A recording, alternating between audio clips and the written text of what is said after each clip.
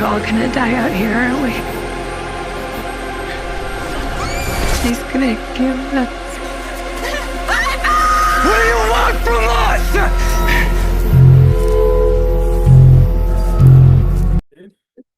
Okay.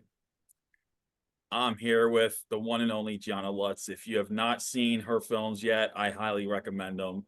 We have Hands of Hell and The Texas Witch. And Gianna, I gotta tell you, you are amazing in both these movies, and I feel like you're gonna be like the next face of horror at this point if you keep going this route. So, Thank you. That's like the nicest, awesome, most awesome compliment ever. so my first question is, where did you get bit by the acting bug? When did this all start for you? Well, actually, when I was a kid, I always enjoyed like entertaining. I used to make up little plays and dances and stuff with my cousins for our family. And then as I got like, I was in theater and drama through all through school. But as I got older, I joined the Navy. And then when I got out of the Navy, I started a family. And so it kind of took a back seat, and people get in your ear where, it's like that's not something that people actually do unless you know somebody, this, that, and the other thing. And I kind of let that get to me. And so I was listening to those naysayers, I guess you could say. And I went back to school and I switched my major like 3 times. And I was like, I can't do this. This is not for me. So I was like, okay, I'm leaving school, but I'm gonna give myself.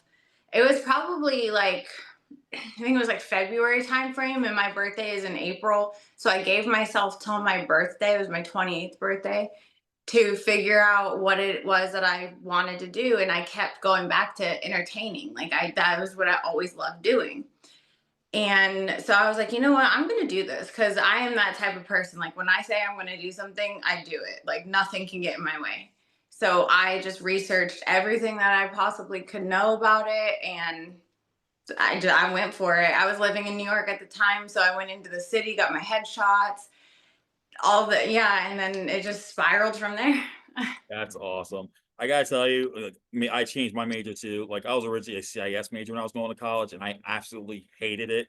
Yeah. So I got blessed in the third year to like, well, we opened a film studies program. I think you'd be that'd be more your thing. And so I'm like, all right, I'll switch majors.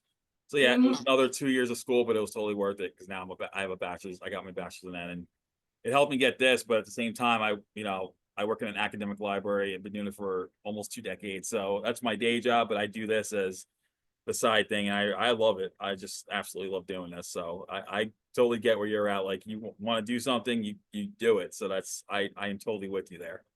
Thank you. Yeah, that's my biggest piece of advice to anybody is like if you feel it in like your heart, no, you're gonna have all the people in the world telling you not or you can't or whatever. But that's really, in my opinion, just a projection of their own fears and insecurities and self-doubt that they know that they would never do what it takes to get there. So they're gonna try to hold you back. So talked with Andrew Evans, and he got you to do Hands of Hell, like to come up with that. Where did the genesis for that come from? So, actually, Andrew was the one that had the idea for the Texas Witch, and then he told me the idea, and I was like, okay. And so I started writing, but we wrote it together because I would, read some to him or I'd explain it. But then after we finished that one, we were like, okay, well, I want to do like a slasher. Like I want it to be unserious. I want it to be like cult classic vibe. Um, just things that like I wanted to make something that was really graphic and just off the wall where the character, there was no motive. There was no like, oh, she had a terrible upbringing that made her like, no, like she was just born that way, just born insane. And I was like, I just want it to be gory and I want it to be like Rob Zombie-esque in the sense of like, just gross and twisted. So he was like, yeah, let's do that. I'm down. And I was like, okay. So when I was it took me forever to write that movie because every time I would do a draft, I was like somehow intertwining a backstory for Bianca. And I was like, no, like I don't want the audience to have any like sense of sorrow or empathy for her, sympathy, anything like that. I want them to just be like, what the hell? Like this girl is insane. Yeah. And I mean, honestly, the screenplay is a lot more graphic than what we actually filmed. So if I ever got a chance to remake that movie on like a way bigger budget, it would be like, yeah, people would be like, I wouldn't go so far as the Terrifier, but it'd be up there. Close to it. Yeah. I gotta tell you though, when I saw Hands of Hell, I was like, yeah, I wasn't sympathizing Bianca. I just the first time I saw her, I'm like this is one crazy lady. I gotta admit, I can't stop looking at. I don't want to stop looking at what she's doing next because she has that unpredictability about like how far can she actually go. Yeah. That's what I was like as I was watching. I'm thinking, all right, how far is this going to go? And seeing your performance in it, I knew right away. I can sense. I'm like, this is gonna be this is gonna be someone new to look out for. If anyone's gonna get into the horror bit, like horror genre, we've had our classic scream queens like Linnea Quigley, Heather Langenkamp, um, Kelly Maroney, Barbara Crampton. I'm like, we got a new one coming up with you because I felt like, holy shit, this is going to be someone to look out for because she just did such a brilliant job. And the fact that you even directed Hands of Hell just even made it more outstanding that, how well That you. was difficult.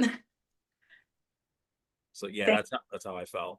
thank you. I mean, that's like truly, I don't even know how to put into words how much that makes me, how good that makes me feel on the inside. Because to date, that is my favorite character that I got to play. And funny enough, speaking of Rob Zombie inspired, I actually listened to one song of his in particular every time I was getting ready to film a scene. I would listen to that until it kind of put me in that headspace.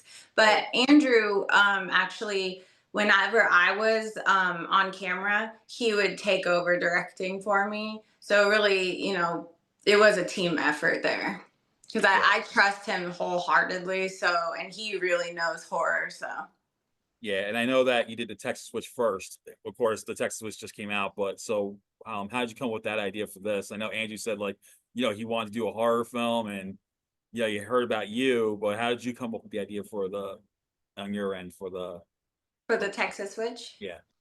Well, so Andrew told me that he had this idea for a horror movie and that he's like, it could be low budget because it's all out in the woods and, it's just supernatural in this wood in the woods, this witch. And like, he just gave me his idea and I was like, okay, I said, I can do that. We can work with that. It's a really good idea. And I just sat down. I truly don't know where I don't really have a process. Like my brain never stops. And so once I have the idea, I just start writing. Like I don't do an outline. I know like a lot of screenwriters are like, you got to do an outline. And I don't do any of that. I would rather write 17 drafts than do an outline because I just like to flow when I write. Yeah. And then I'll write a few pages, then I'll stop. And then I'll say all the lines out loud as the characters because some things sound different in your head than they do out loud.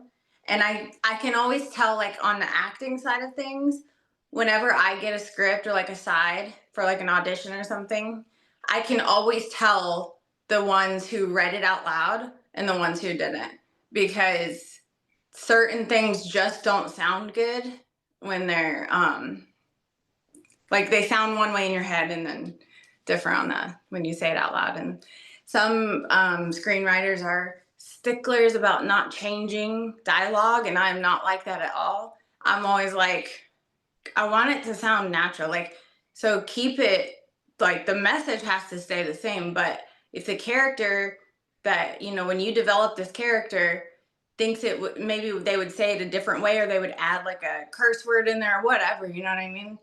Do that. because it's going to make it more realistic. Yeah, exactly. I gotta say again, you knocked it out of the park as Piper. Like, and I like that you went the other way this time, the other side of the spectrum as Yeah. as one of the victims. And I love that. I loved like how you and I like the fact that I know people are gonna think, oh, it's a slow burn type of thing. But for me, it was like we got to know the characters before the chaos. And I really that's what really gets to me when it comes to a film. I want to know who these characters are. Like they're not I can't stand the one-dimensional characters sometimes. I know it works for the genre, but at other times it's like beating a dead horse. So I like to know about these characters before the madness ensues. And I'm glad that they did it with you guys did it with Texas Witch because you know I felt like I wanted to be there for Piper just as much as her boyfriend because of everything that your character goes through. And Oh, I did not want to be Devin, that's for sure. oh God, yeah, no, Like that's Devin right. was the I was like, there's always got to be that one character in a movie that you just want to like punch. Want him to die. Yeah. Yeah, like you just want something bad to happen to him. And that in my case it was Devin because I was like, oh my god, he was just ridiculous. Yeah, that's why I wrote him specific, like ultra douchey. And I know guys like that in real life, which is really unfortunate. Yeah, And so it's one of those things that I write from experience, but I will say Suede, he really brought that character to life. I mean, truly brought him to life. He nailed it. And but I will say every single person who we've gotten feedback from, they said, well, oh my God, Devin is the worst. I couldn't wait for him to die. Like he deserved it. yeah, And I wanted to like, I'm really big on like subtle subliminal messages through my writing as well. Like a mhm, lot of people did not pick up on the fact that Piper was pregnant, even though I was through the beginning of the movie from her taking medicine and vaping to where you never see her do that again, to them saying, do you want some beer? And she's like, no. And he's like, I guess Cody's drinking for two. And she like snaps her head. And, all the stomach aches and stuff like that. But she doesn't yeah. want to I kind of tell. sensed that. I kind of sensed that watching it, but it's like I just didn't want to give it away to anyone. Like, all right, because but I kind of figured that was going to be the case that she was pregnant and Right. But I've had so many people be like, I didn't really get the thing with the witch at the end in the stomach. And I'm like, okay. But that just goes to show you where, you know, movies, it's like that. They're subjective. I mean, how this one, yes, it is a slow burn. These are real characters that you're actually getting to know so that you can you don't realize you're doing it, but you're building a relationship with them. That's why you don't want certain characters to die and why you do want certain characters to die. And I just realized that I feel like it's the people who don't or didn't grasp that she was pregnant. They like the fast, one dimensional kill, kill, kill, kill, kill. They don't care about the story, which is totally fine. But yeah, that's why it's art. I mean, it's the same with songs and music. I don't like all the same stuff that you might like, but yeah. yeah. I mean, for me, I'm eclectic. I'll watch or try anything, depending on whatnot. So that's me. I'm totally eclectic. Like one of my and I understand this. For I understand, I heard that you're not really into horror films. Is that true? That's actually accurate. Yeah. Although I will say the first Scream movie is one of my it's like a comfort movie for me. But no, I'm not generally into horror movies. I can do certain ones, but like the Saw movies, I love the concept. I love the plot, but I can't do all the gore like I don't like or the Hostel movies or anything like that. I don't I have not tried to watch them so much. I'll watch clips here and there when I'm writing. Um, which does make it easier now that I make horror movies, so I know everything that goes into the process of doing Yeah. it. But before, because I really like hone in, and oh God, it's just Yeah, so you know cool. what? That's funny you said that because we have something in common now because I saw the first Hostel movie and it freaked me the hell out.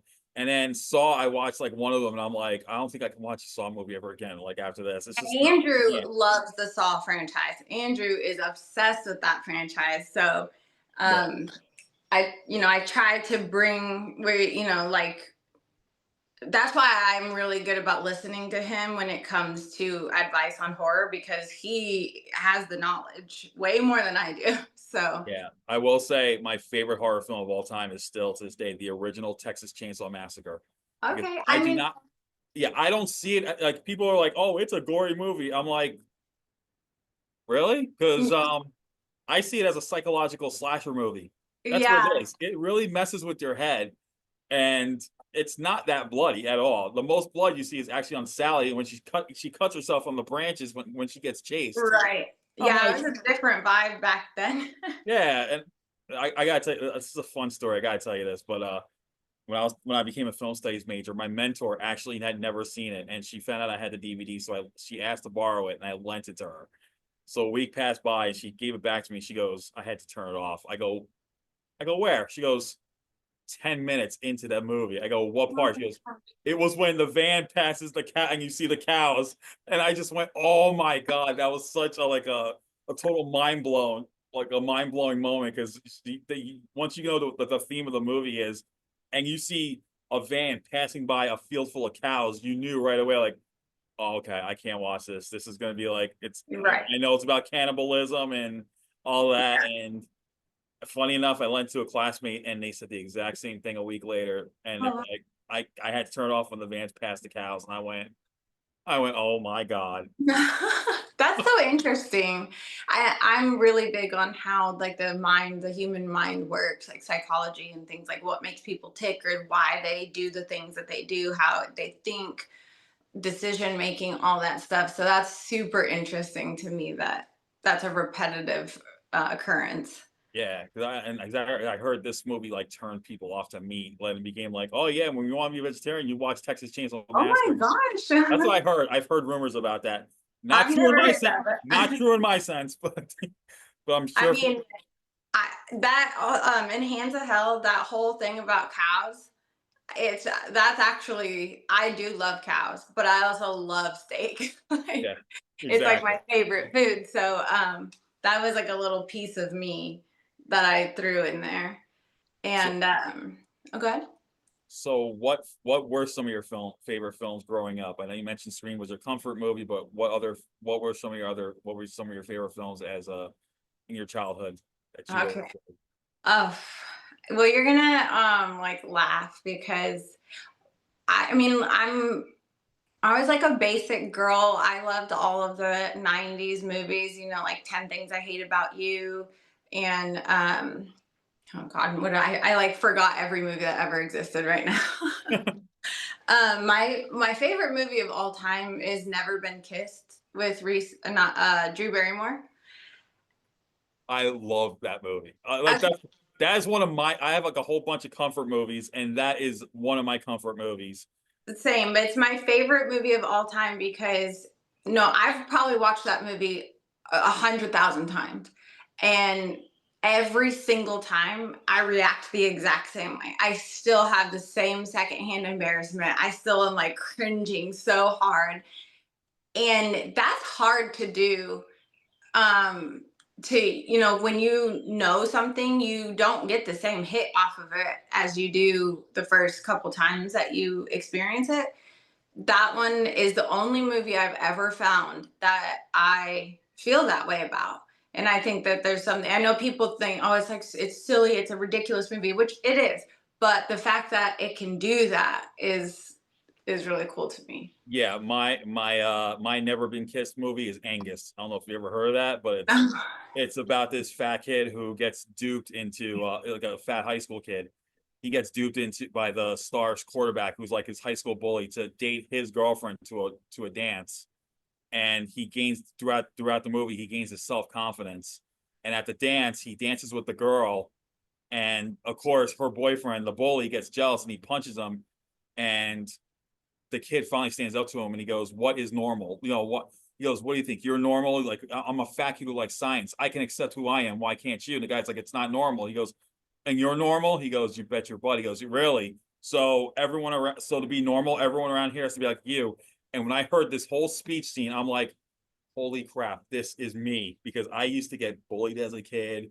And in high school, like Angus, I finally stood up for myself, and I ended up getting the respect like Angus. I'm like, I am freaking Angus. I'm like, that's so, like, with you with Never Been Kissed, it was me with Angus. And I would highly recommend this movie if you ever get to. Okay, well, I'm gonna watch it because I love movies like that. But I like really like obscure, ridiculous movies, like the movie Teen Witch, or I don't know if you've ever heard of Tu Wong Fu.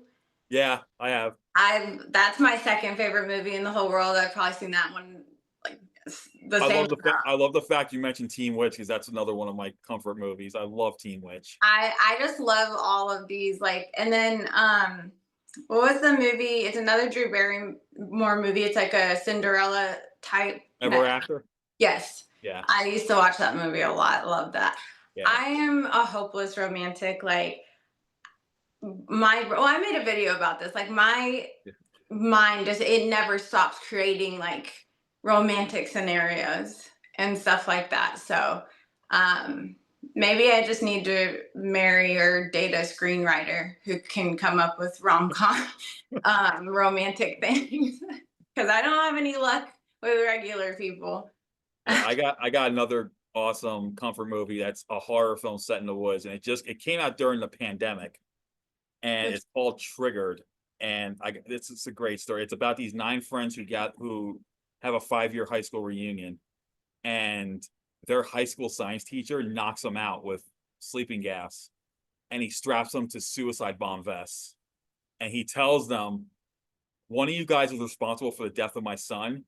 We're going to find out who it is, because only one of you is going to make it out alive. And he sets these bomb vests with different times.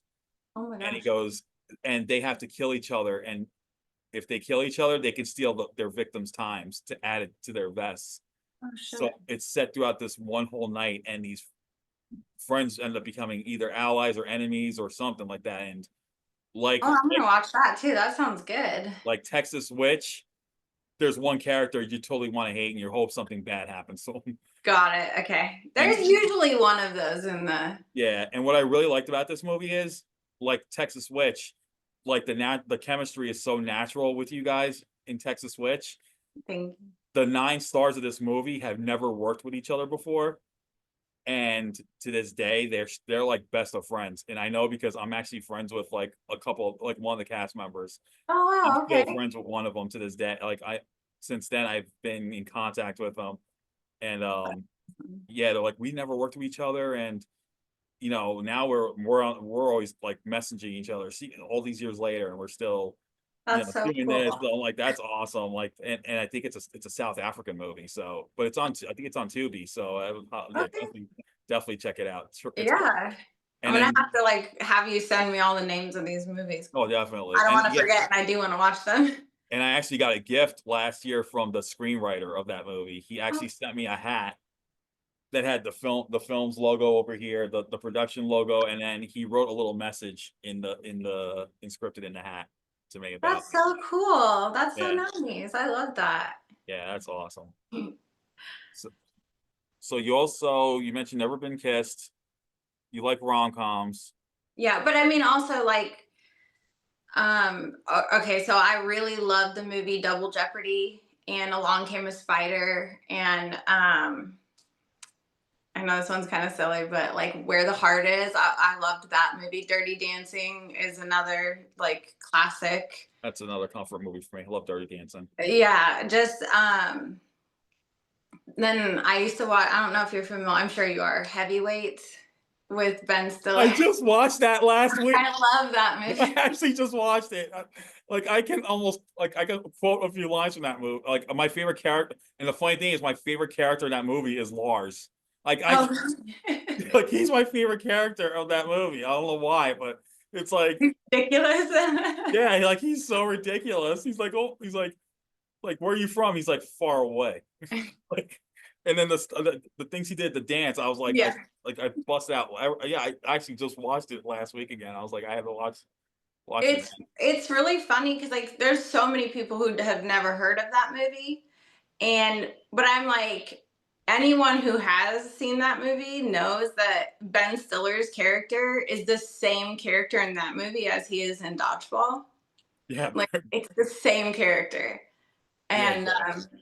but I guess it works, because a lot of people haven't heard of that movie.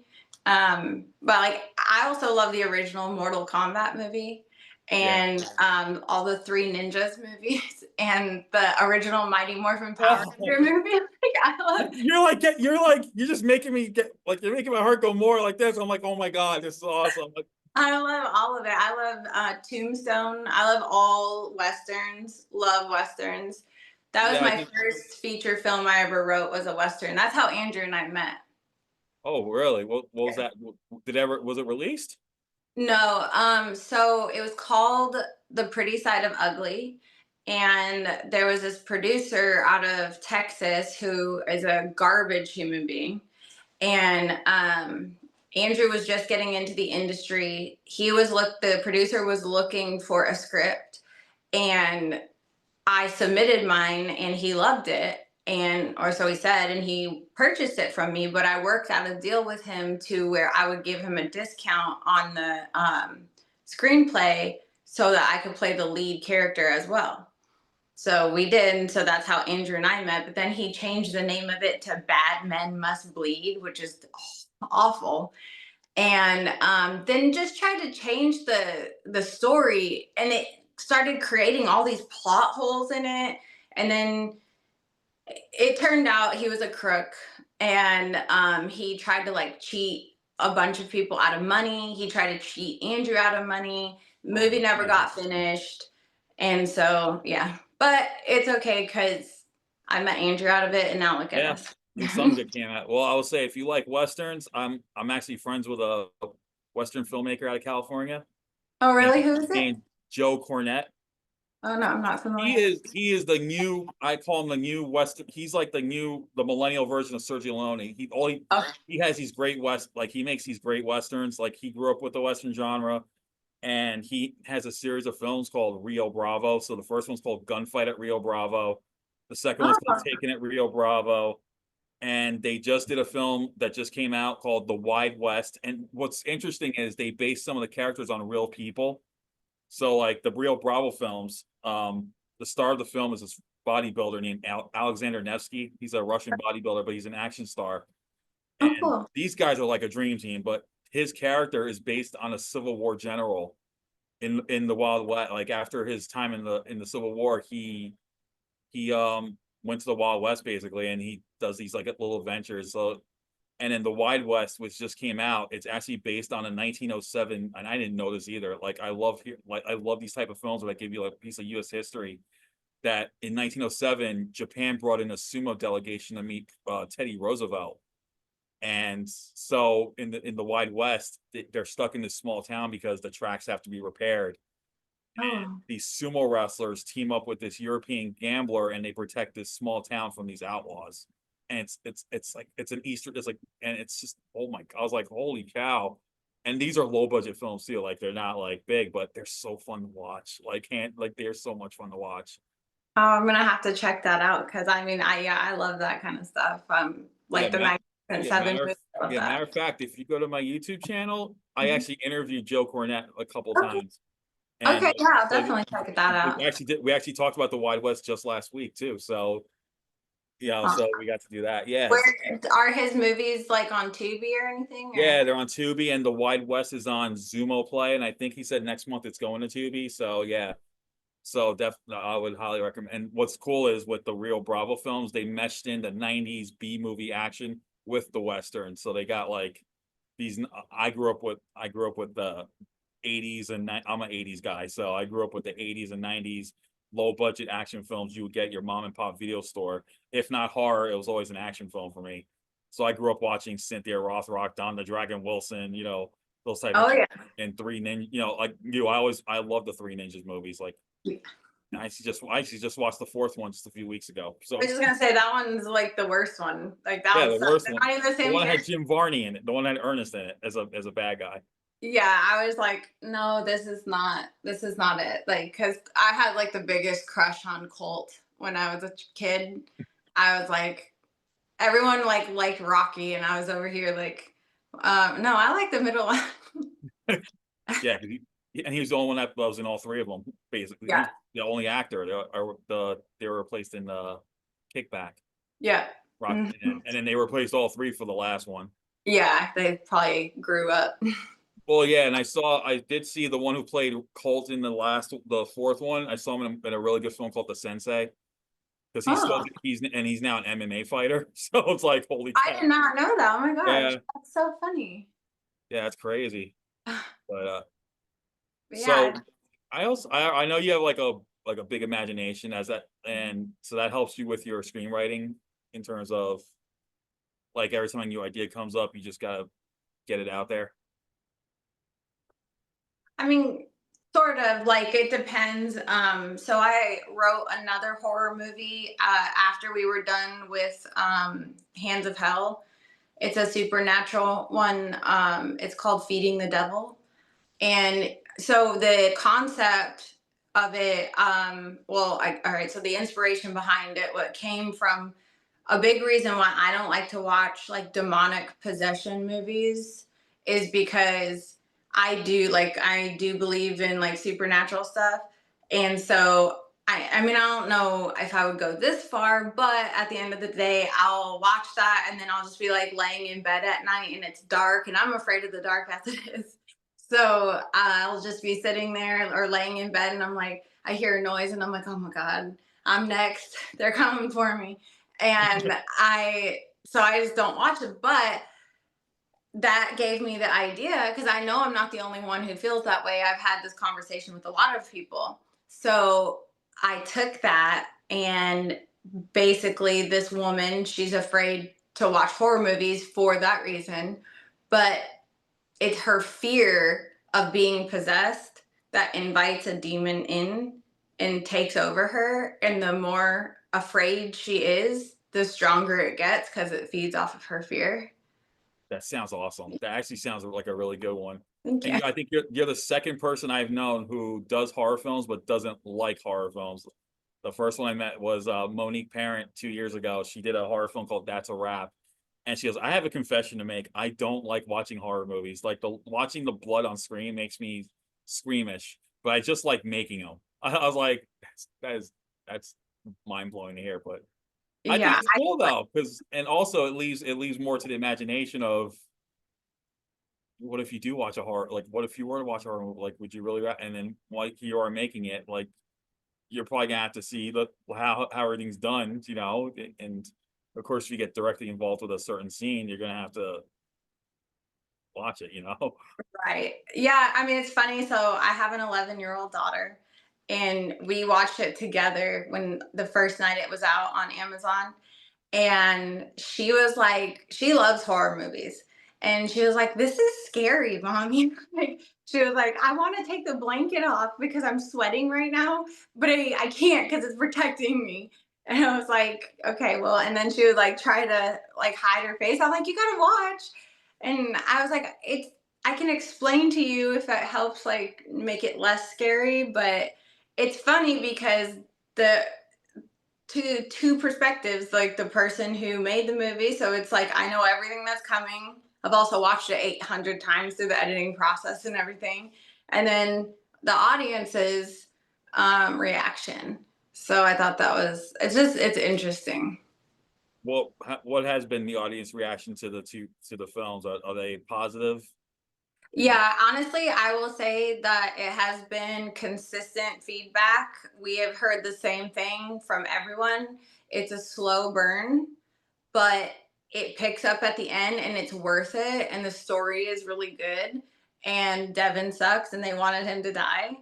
And they want to know what happens to Piper. Like, is she the witch now? Is she possessing? Is she gonna go around? Like they want more. And that's what we wanted to create. Then Andrew told me it's kind of it might be happening, is depending on how well it does. So if it is a if it is a green light, or you're gonna be is that gonna be one of your next projects? Yeah. So I have submitted some of my screenplays to different places just to get picked up. Like I wrote a pilot episode for a TV drama series called Shine.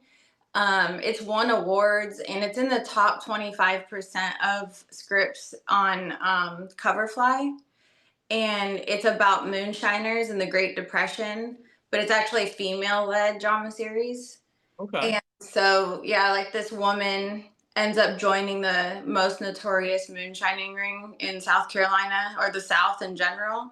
They like run moonshine for Al Capone and all these like infamous gangsters from back in that time. Like I've tried to intertwine all of the history to it as well.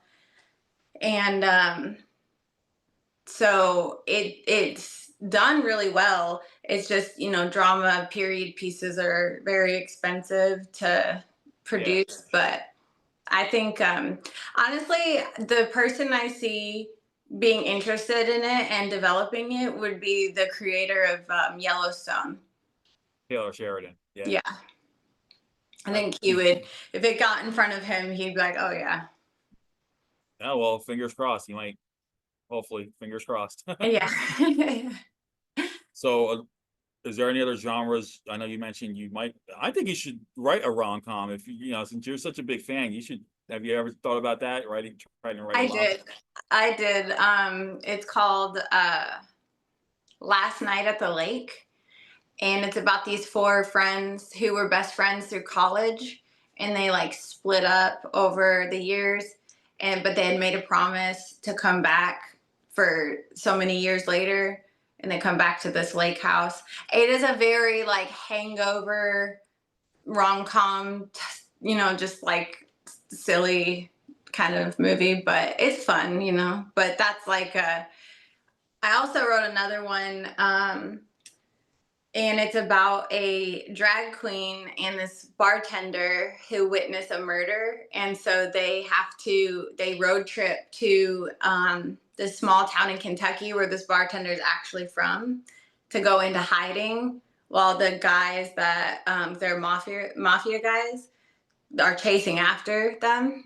So These sound like fun ideas. Oh man, I was like, I'm actually visualizing it in my head as you're talking about it. And it's like, I actually want to see these made. yeah, me too.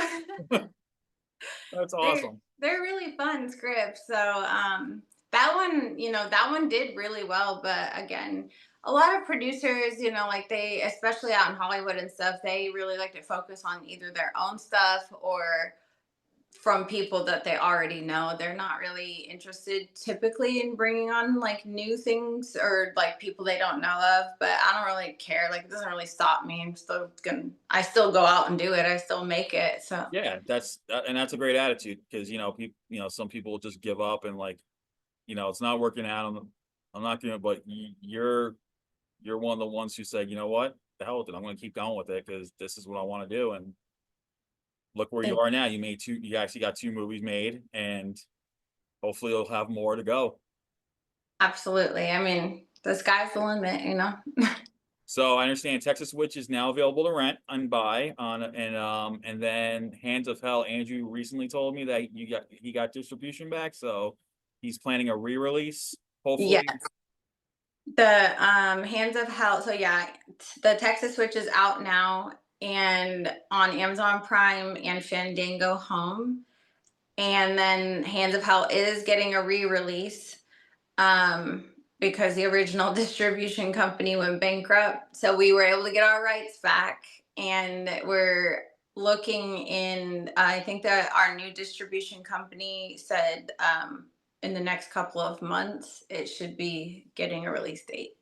well, I'll say this: when I get the news, I'm gonna post them on my blogs and post it everywhere. So I'll get Thank to you. help you guys get the word out for this re-release, and Thank you. it's a great deal with Texas Witch because you guys deserve it. I mean, I love indie films. I feel like they're so much better than A-list Hollywood these days anyway. That's my opinion because it's more original and more creativity, and you guys just knocked it out of the park with these 2 films. Thank you so much. I really truly appreciate that. I hope one day, like when people look back on The Hands of Hell when they watch it, they see that when it was not supposed to be taken serious. Like it's supposed to be like movie you can watch with like your friends and like just kind of make fun of it. Like it's supposed to be funny, but in a yeah, I don't know. I don't know. I think it's just ahead of its time. Yeah, for sure. Well, Gianna, thank you so much for taking the time to talk about these films, and definitely going to keep in touch. And whatever comes up new from it, I would love to hear about it. Thank you so much for having me. All right. Well, as always, everyone stay awesome. Bye.